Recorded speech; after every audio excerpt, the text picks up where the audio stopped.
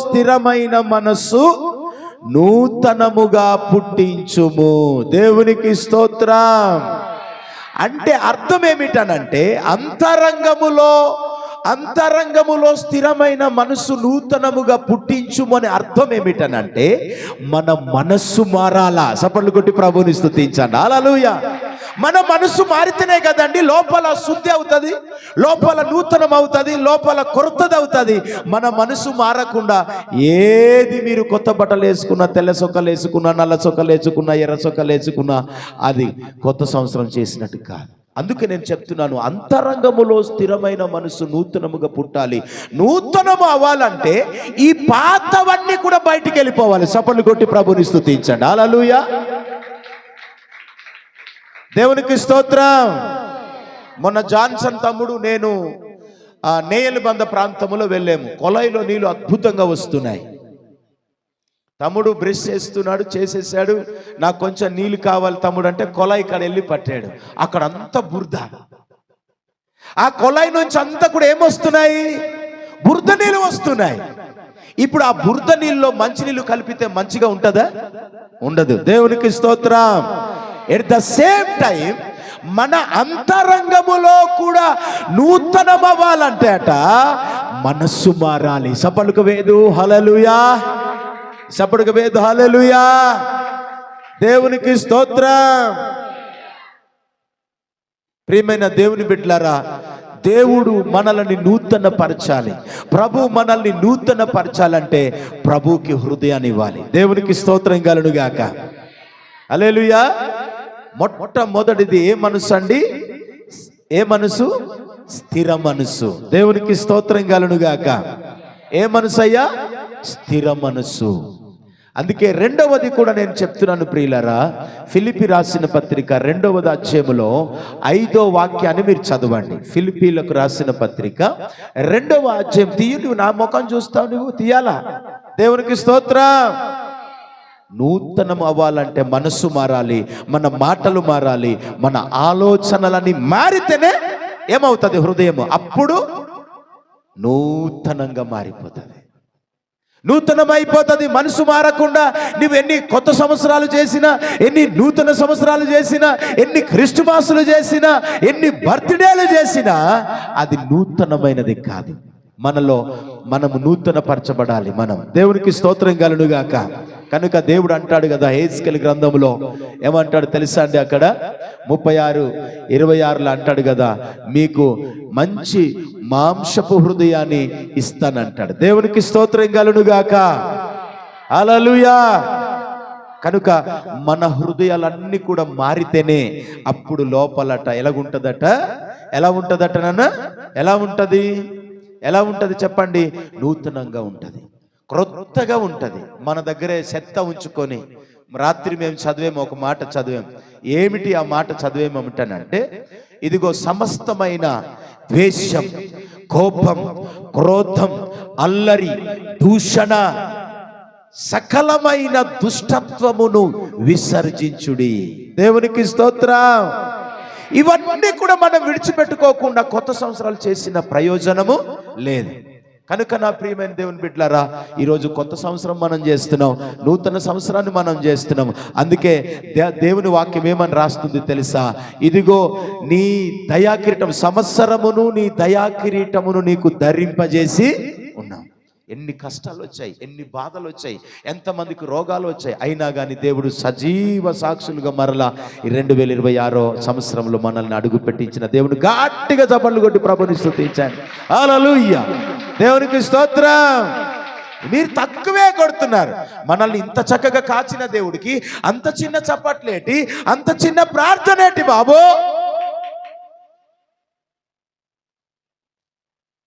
దేవునికి స్తోత్రం కలుగుగాక. కనుక ఇంకొక మాట కూడా చూద్దాం ప్రియులారా. మొట్టమొదటిది ఫిలిప్పీలకు రాసిన పత్రిక చదవండి అయ్యా. 2వ అధ్యాయం 5వ వచనం త్వరగా.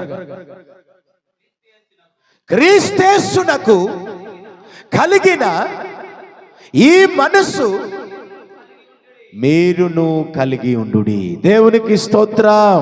ఈ 2026 సంవత్సరములో, ఈ 2026 సంవత్సరంలో, నూతన సంవత్సరములో ప్రభు మనలను దీవించాలి, ప్రభు మన కుటుంబాలని దీవించాలనుకుంటే నేను చెప్తున్నాను, జాగ్రత్త వినండి. బైబిల్ చెప్తుంది ఏమనట, క్రీస్తేసు మనసు కలిగి ఉండాలి.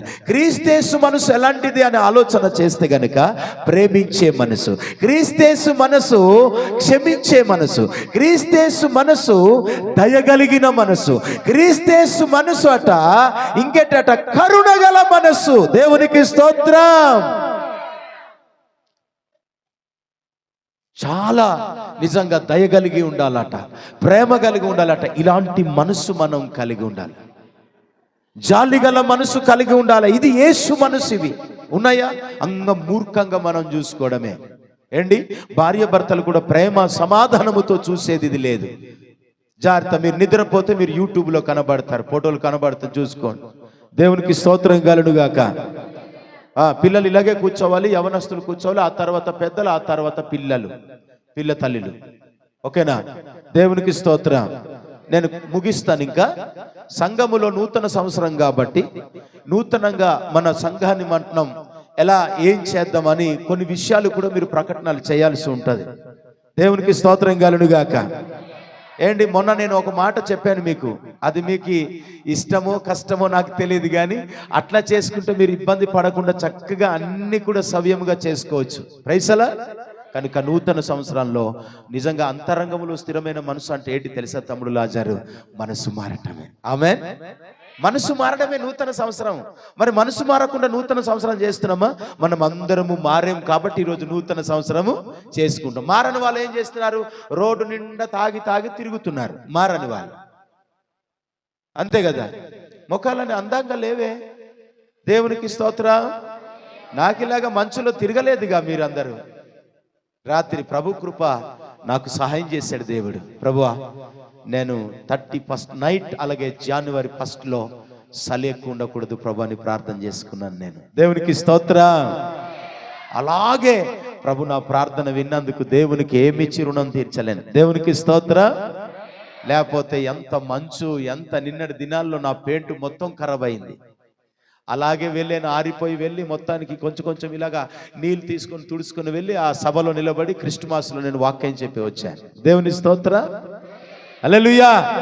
కనుక నా ప్రియమైన దేవుని బిడ్డలారా, మనము నూతన సంవత్సరం మన అంతరంగములో నూతనమైన మనసు, స్థిరమైన మనసు రావాలంటే ఏం చేయాలట? మన మనసు మారాలి. చూపులు అన్ని టోటల్గా ఈ రోజు నుండైనా మీరు మారండి. ఈ రోజు నుండైనా మీరు మందిరానికి రండి. ఈ రోజు నుండైనా పాటలు పాడండి. ఈ రోజు నుండైనా ఏదైనా ఇస్తే అవకాశాన్ని మీరు వినియోగించుకోండి. దేవునికి స్తోత్రం కలుగుగాక. నిజంగా నిన్నటి దినాల్లో చూసిన విషయాన్ని నేను మర్చిపోలేకపోతున్నాను. నా కళ్ళలో అవి ఆడుతూ ఉన్నాయి ప్రియులరా. దేవునికి స్తోత్రం. ఏమో ఈ కొత్త సంవత్సరంలో వారు ఏదో ప్రణాళిక వేసుకొని ఉంటారేమో అనుకుంటున్నాను నేను. చాలా మంది సంఘస్థులే మనమేమో ₹1 లేదా ఒక 500, 600, 1000 రూపాయలు ఇవ్వడానికి ఇదైపోతున్నాం మనం.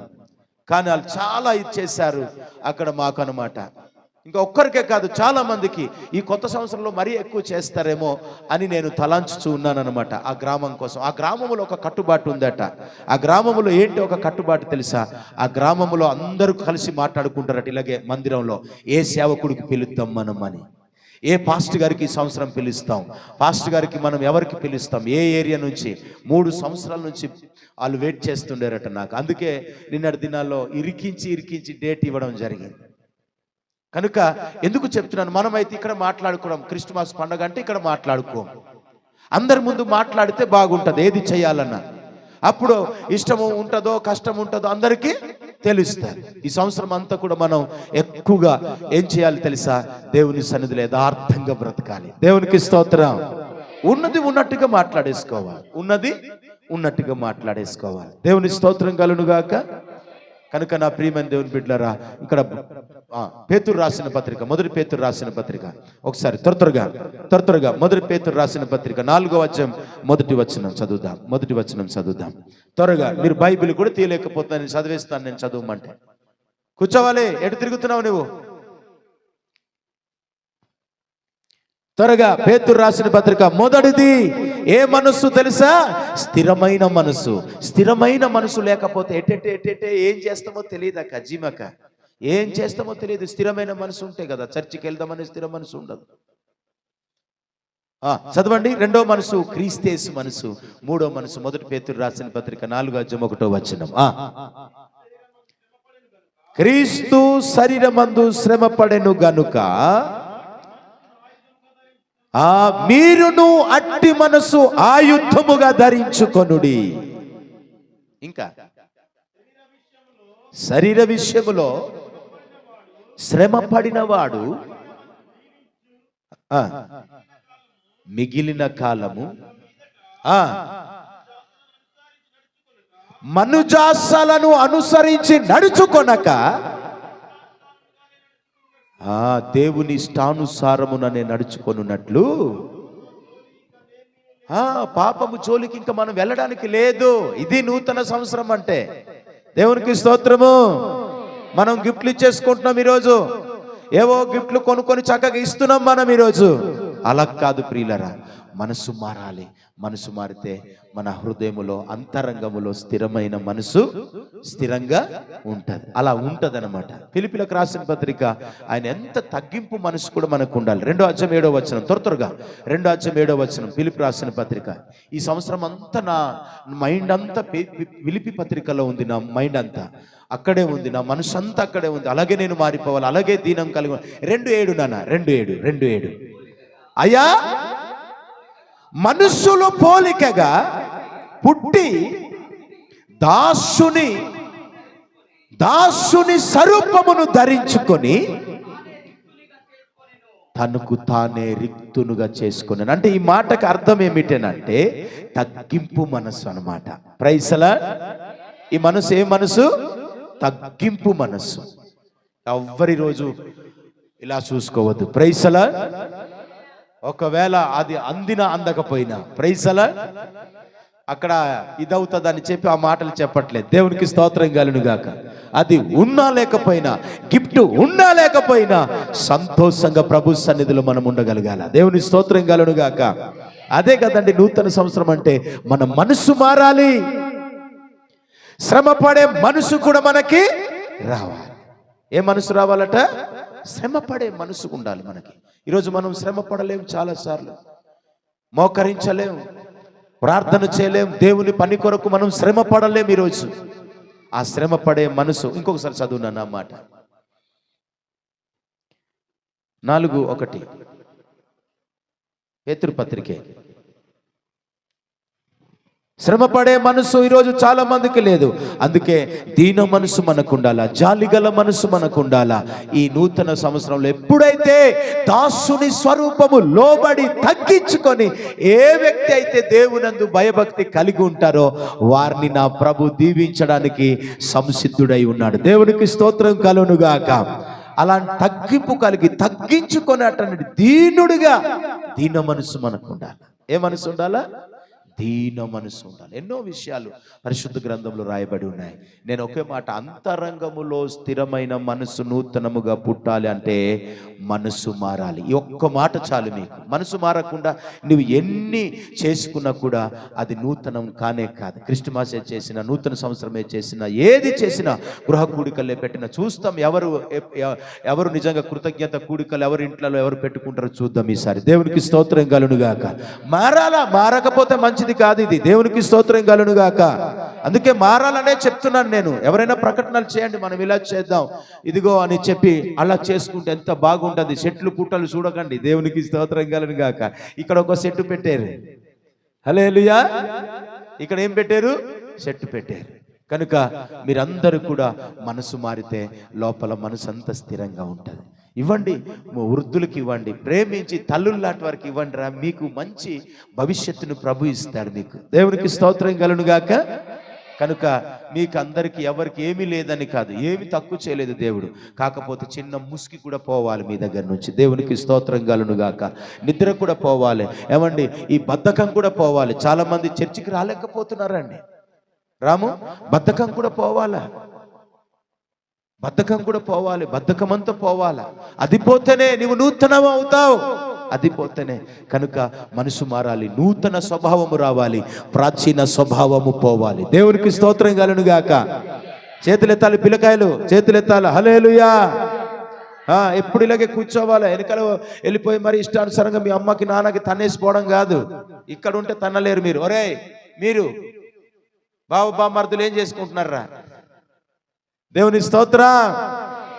కనుక మనం అలాంటి మనసు, క్రీస్తేసు మనసు కలిగి, జాలిగల మనసు కలిగి, కరుణగల మనసు కలిగి మనము ముందుకు వెళ్ళగలిగితే, తగ్గింపు మనసు కలిగి, దీన మనసు కలిగి మనం వెళ్ళగలిగితే ఈ 2026 సంవత్సరంలో బ్లెస్సింగ్స్ అన్ని నీవే సొంతం చేసుకుంటావు. హల్లెలూయా.